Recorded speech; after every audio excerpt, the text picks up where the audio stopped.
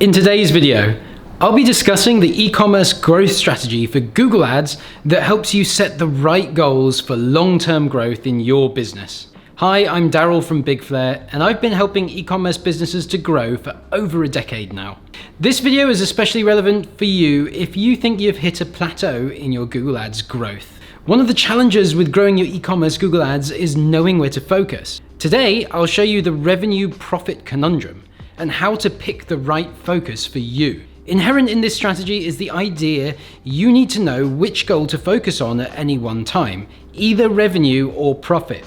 I'll show you how to pick and go after one of those goals, but also how to get growth in both of those goals over larger periods of time. If all this sounds good to you, and if you like the videos I put out, then please drop me a like, comment, and subscribe. I put out 3 videos a month just like this one, so hit the bell button too if you want to be notified when the next one comes out. Alright, so let's dive into the video then, and let's start by discussing the profit formula that should be driving your e-commerce growth strategy for Google Ads. To set good goals in Google Ads, you first need to be clear on the formula that dictates your profit. That formula is profit is equal to clicks multiplied by conversion rate times AOV minus variable costs. Clicks are pretty self-explanatory. That's the number of people clicking your ads and coming to your website. Some percentage of those clicks will then convert to sales, and that's what's covered by the conversion rate percentage number. Those sales will have a revenue value as per the AOV or average order value number. If you want to position for long-term growth, and if you have a good idea of the number, what you can do here is substitute your LTV for your AOV. This is a bit more difficult to do as not everyone is going to have a clear understanding of their LTV. But if you do, and if you are more interested in long-term revenue growth at the possible expense of cash flow and short-term profit, then go ahead and use your LTV here instead. Clicks multiplied by conversion rate and AOV will give you your total revenue from Google Ads. To get your profit number now, all you need to do is subtract the variable cost. Your variable costs are usually going to be your ad spend budget you pay to Google and your COGS as well. Once you've subtracted these, you now have a profit number. We could call this gross profit, and it doesn't factor in your fixed costs. However, you don't really need to do this for Google Ads. Your fixed costs are exactly that, they are fixed. Meaning that you just need to figure out how to maximize the gross profit number, and wherever you maximize that will be the same place where you maximize net profit too. Now that we've specified how to actually calculate your revenue and profit, let's talk about the revenue profit conundrum in Google Ads. The conundrum is this: you can't have your cake and eat it, at least not in the short term.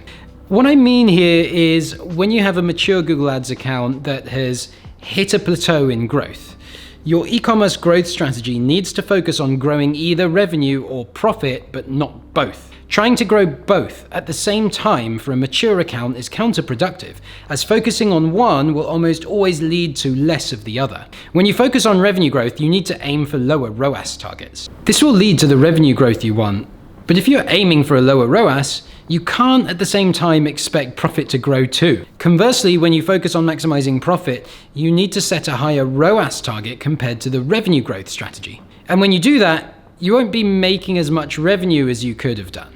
Now, if this is the first time someone has told you about the conundrum and how you can't have your cake and eat it, well, I'm sorry.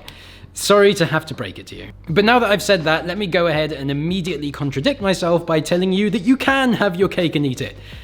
Kind of. You actually can have revenue and profit growth in a mature Google Ads account if you are patient and follow the steps I'm about to lay out for you around goal planning. Now, the first step is that you're going to need to, for now at least, just pick one of these goals to prioritize. Either pick a focus of growing profit and understand that maximal revenue growth at the same time might not happen. Or pick a focus of growing revenue and understand the converse, that you are not likely to be maximizing your potential profit at the same time. Whether to pick revenue or profit as your priority is a decision that is up to you. It's unique to you, your business, and your goals. Some businesses are set up to fund the ideal lifestyle of the owner. That's totally fine, of course. No one but you can decide what your big goals should be. And for this type of business, I often see profit maximization being the primary goal indefinitely. Other businesses might be funded and looking for fast revenue growth to hit some aggressive targets. That's also totally fine, and oftentimes these businesses will err towards funding revenue growth at the expense of short-term profit. In the next 2 parts of this video, I will describe to you how to focus on one of those 2 goals. And then in the next part after that, I will tell you how over the longer term you can actually have growth in both. If you are looking to maximize your profit from Google Ads, the trick is to find your ROAS sweet spot and then aim for that ROAS. In Google Ads, it is not actually the case that higher ROAS is always better. That's because Google Ads is a competitive auction for ad impressions against a limited number of other advertisers. Aiming for a higher ROAS necessitates using a lower CPC bid. The lower your CPC bids get, the lower your share of the market. You start losing potential clicks to other advertisers who had lower ROAS targets and thus higher CPC bids. On the flip side, you can't just aim for the lowest ROAS target possible all the time, as then you might get a lot of clicks and sales, but you won't make any profit on those sales. So there's a balance point between ROAS and sales volume. A balance point between having a ROAS low enough to get high sales volume whilst also being high enough to get a lot of profit on those sales. The balance point is something I call the ROAS sweet spot. If you are prioritizing profit growth, you need to find the ROAS sweet spot. If you have never tested this before, then do not assume that the ROAS you are currently getting is actually the ROAS sweet spot. You might be able to get more profit with either a higher or lower ROAS target.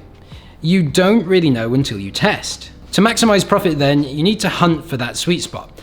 Now, I go into this in more detail on my video called the e-commerce bidding strategy that maximizes profit. So go check out that video if you want more details. The TLDR is that to find your ROAS sweet spot, do month-over-month testing for a number of months. Once you've figured out the sweet spot, then nail that down as your ROAS target, and now go and focus on everything else in your account. For example, maxing out your keyword coverage, upping your quality scores, writing amazing ad copy, and so on. Now, if you've decided that revenue growth is a greater priority than profit growth, the strategy is similar to finding the ROAS sweet spot, but the main difference is you need to aim for a lower ROAS target. The ROAS sweet spot will determine where you maximize your profit, but maxing revenue will come at a different and lower target. First of all, be very clear on what your break-even ROAS is. You can calculate that by using this formula. Break-even ROAS equals 1 divided by 1 minus COGS percentage. Say, for example, your COGS are 60%. Break-even ROAS equals 1 divided by 1 minus 0.6. 1 minus 0.6 is 0.4 or 40%. Then divide 1 by 0.4 and you get 2.5.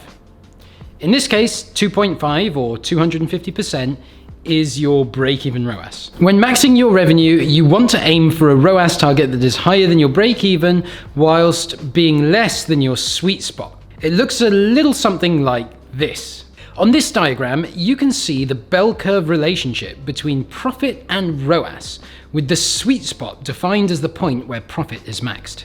When you are prioritizing revenue growth, that sweet spot is your upper limit. You want to aim for a ROAS lower than the sweet spot. At the same time, assuming you want to make some sort of profit and not go profit negative, then the break-even ROAS we just calculated is your lower limit. Now, some businesses that are maybe funded and or have cash in the bank and want to go after really fast revenue growth can actually aim lower than break-even if they want to. Just make sure that if you do this, you are doing it intentionally and fully aware of the trade-offs. For most businesses though, the revenue growth ROAS target is going to be somewhere between the break-even point and the sweet spot. Once you've figured out the revenue growth ROAS that gets you the revenue growth you want and need, once again, now it's time to stop worrying about ROAS targets and start optimizing all the usual stuff in your account. Keywords, targeting, ad copy, all that lovely stuff. Now, as I alluded to earlier, it is actually possible to grow both metrics in your Google Ads account if you are patient. The simple way to do it is to use quarterly goal planning and to focus only on one thing, either revenue or profit, per quarter. At the end of the quarter, review your progress and flip track to the other metric if you think it's worthwhile to do so. Now, I don't recommend flipping goals every quarter. At the very least, wait for 2 quarters between goal flips, ideally more. The reason for this is that with either priority, you need to do month-over-month testing to figure out the ideal ROAS target for you. So if you flip every quarter, you never really get past the point of testing what the ROAS target should be. And you end up constantly flipping without having any actual time holding a steady course at whatever ROAS target you decided on. So do quarterly goal planning. Do review your progress every quarter to keep track, but don't flip your priority every quarter. Choose a priority for at least 6 months at a time, ideally more, and then feel free to flip goals every 6 to 12 months. If you do this, and if all the while you are working on your Google Ads fundamentals, like maxing your targeting and your quality scores, you will see growth in revenue and profit when you zoom out and look at larger batches of time, like years. Over the course of a few months, you should only expect growth in either revenue or profit. But with a steady and dedicated hand and a good quarterly goal planning process, you can expect to see growth in both when looking at those larger periods. And that, my friends, is how you have your cake and eat it in Google Ads. So what did you think? Was that stuff useful to know? I hope you got some good, useful stuff from this video and that going forward, you are armed and equipped to set better goals in your Google Ads account. To summarize today's video, it's this. Pick either revenue growth or profit growth as the goal for the next 6 months. Do a quarterly review. Focus on your fundamentals and shoot for growth in both metrics for time periods of 1 year or more. And guys, it's a fair chunk of work putting out these videos for you, so if this helped you in any way, please feel free to comment, like, and subscribe. Your engagement here really helps me get the message out and help more business owners just like you, so thanks in advance for helping. And no. Excuse me. I'm going to do that from, okay. I'm going to do that bit again, okay.